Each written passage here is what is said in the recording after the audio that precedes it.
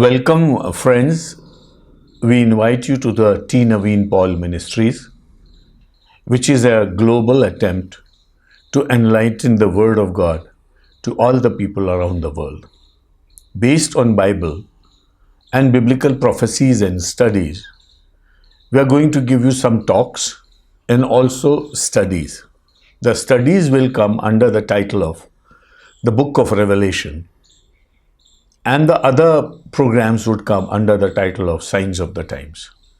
So you are welcome to subscribe to our channel and also to be with us in each and every broadcast that we bring to you.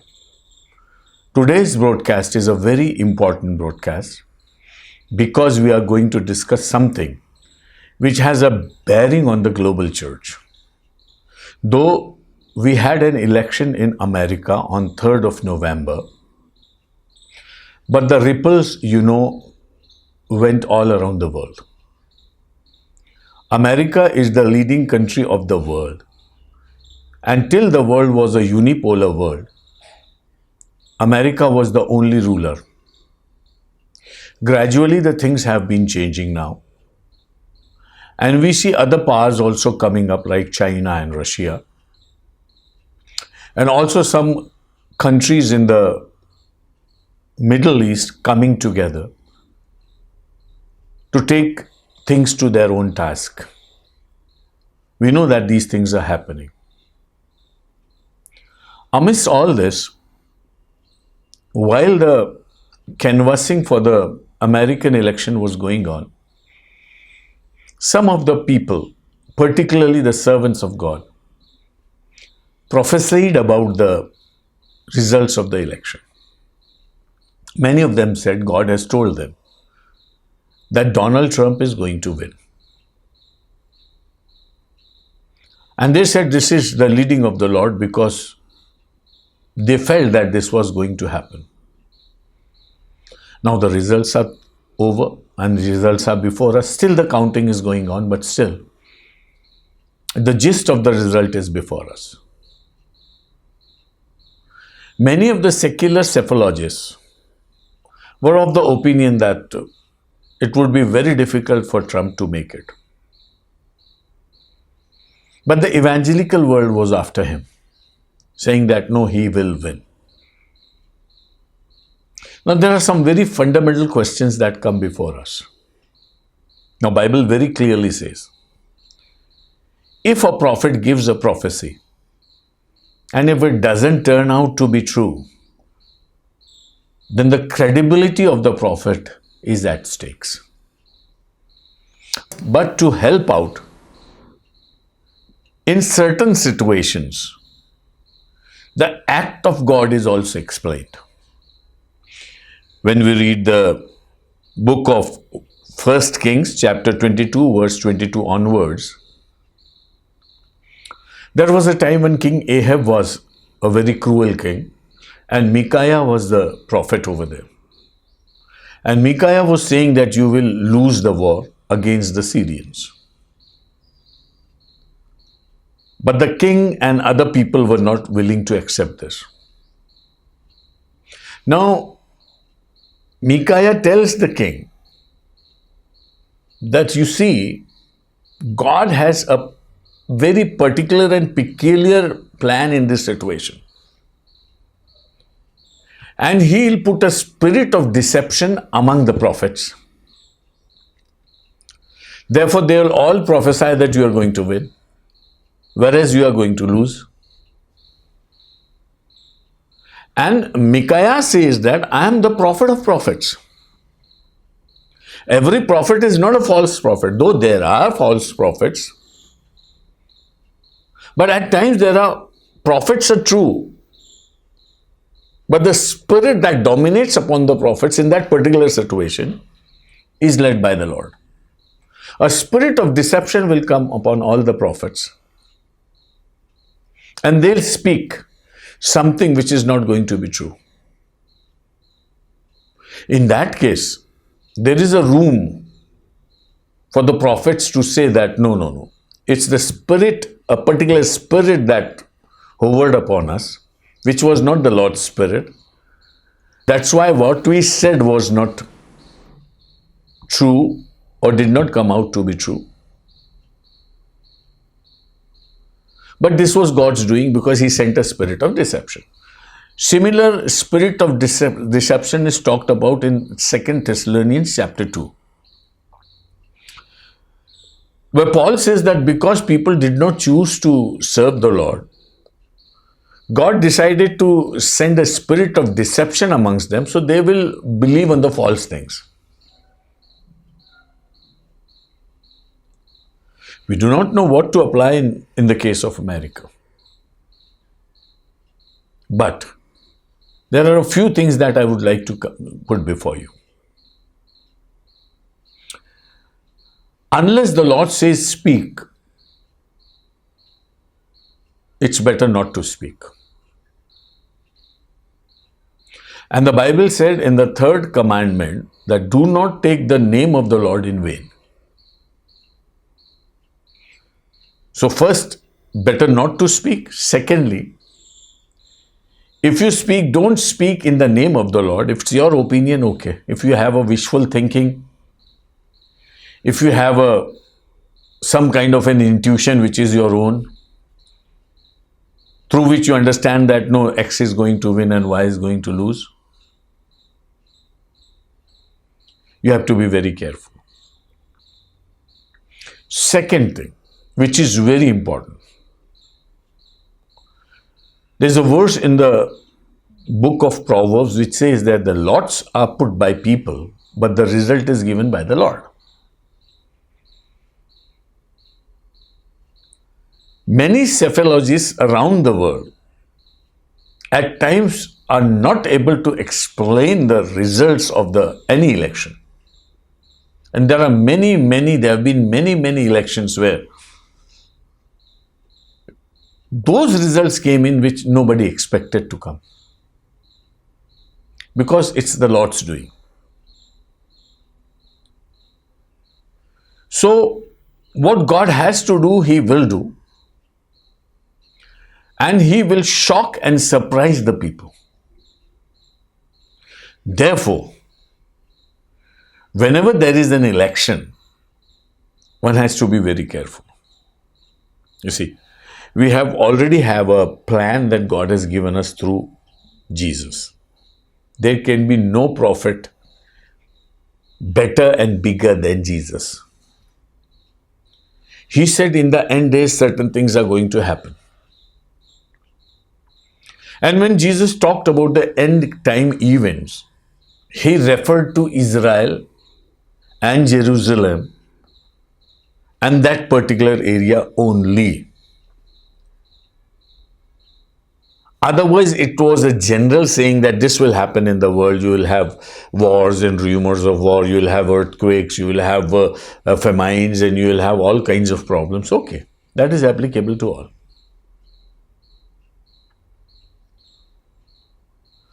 The Lord also says that in the end days, nations and as such would not be able to follow God.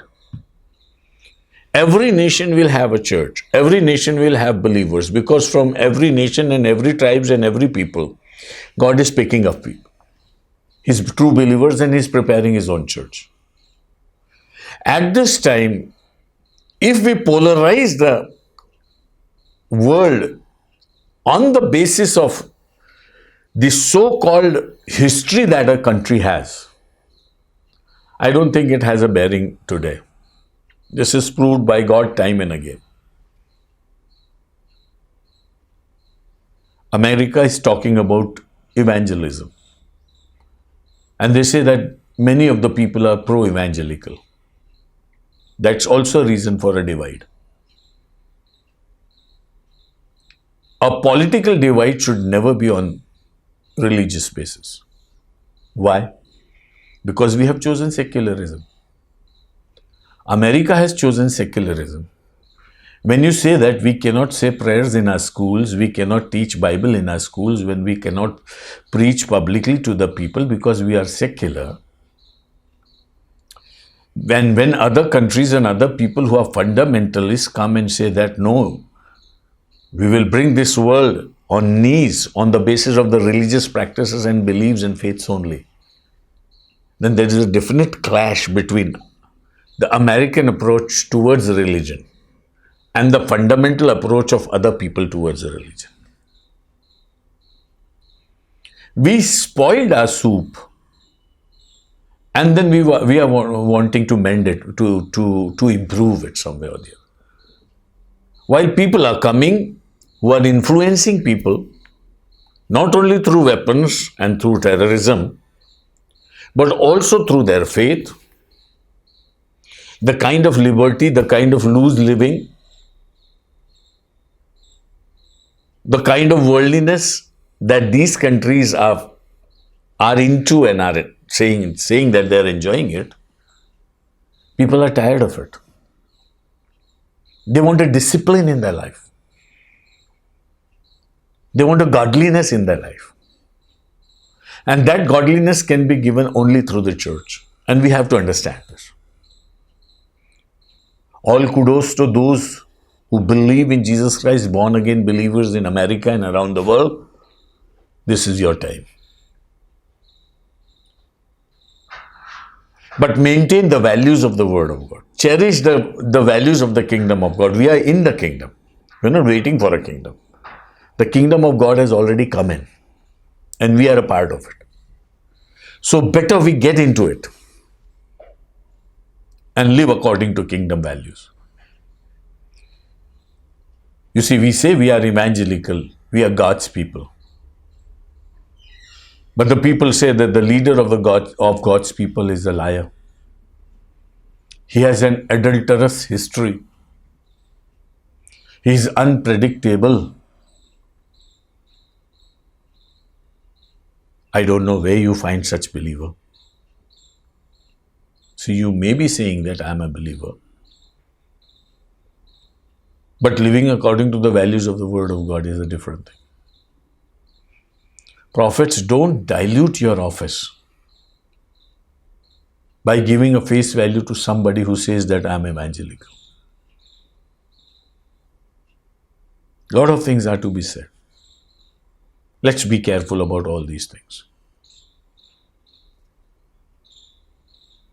Kings do not control or run the prophets, but prophets control the kings. I'll just give an example and finish. Syrians took charge of the Israelites, and there was a girl from Samaria who was taken captive. And she was kept as a maid servant to the chief of the army staff, Naaman. This girl told her mistress, had this man been in our area, he would have been healed. Naaman was fed up of his disease, which was leprosy. He was a fine gentleman. King relied on him like anything. King relied on him like anything. He was a great success. And even the battle that they fought and won against the Israelites was under the leadership of Naaman. So the king of Naaman, he said, let's write a letter to the king of Israel and say that get my commander healed. Because I understand, I have a word that there is some kind of a possibility of his healing in your place. Because we know that leprosy, a disease like leprosy, it's very difficult to heal and it's almost impossible. So he wrote a letter to the king of Israel and said, come on, help us out. And king never knew about the prophet. So he tore his clothes and said, now we are going to get into another trouble. Because our enemy king is plotting something against us to wage another war and put us under more oppression. King was restless about this. This word came to Elisha. And he sent a word to the king. Don't worry. Just send that man to me. Let the world know that there is a prophet in Israel. There are kings who are losing battles one after the other because they have deserted the Lord. But there are prophets who are still standing with the Lord and who are the pivot of everything that is going to happen. The office of a prophet is much higher than the office of a king. God never wanted his people to have king. God always wanted to run this world through his prophets. This happened not only with Moses and Abraham and Isaac and Jacob, but also till the time of the judges.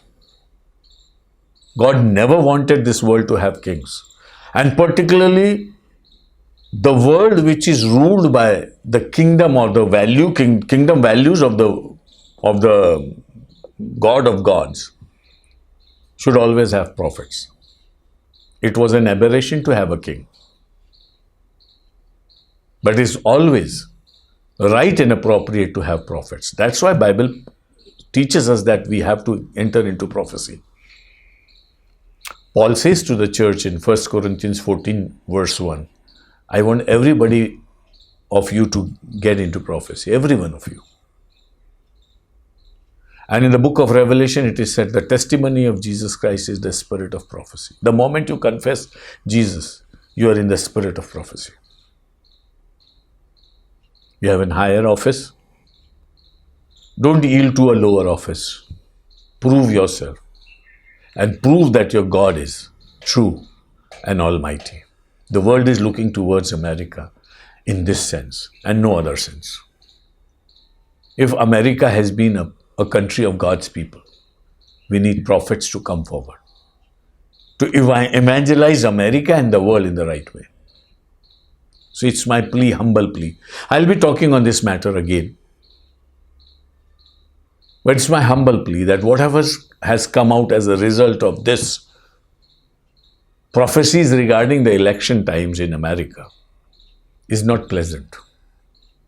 And the Christians all around the world are looking towards the prophets in America. Please, please, please. Turn back to the Lord. If you feel that you need to repent, please repent. Because Bible doesn't compromise. Bible has given the world a word, not only the evangelical word. Anybody in the world can recognize a prophet by his word. If the prophecy is fulfilled, he is true. If the prophecy is not fulfilled, he is not true. Would you run a risk of being called a false prophet? Repent. Come to the Lord and say, Lord, I've been wrong in my doing. Help me and bless me. And help me to honor the office that you have given me. And help me to live in the kingdom values. Don't divide the world into evangelical and non-evangelical. Particularly the political arena. The new incumbent authority or president who would come would not divide the country on the basis of evangelical or non-evangelical. He'll be supporting evangelicals more because he knows that this is a weak area that he has to work upon. And evangelicals will have a proper time, better time to serve the Lord in any regime that is going to come over there. This is again a prophecy. Please respect your office. God bless you. We'll be again visiting you with the enlightenment from the Word of God. Thank you. God bless you.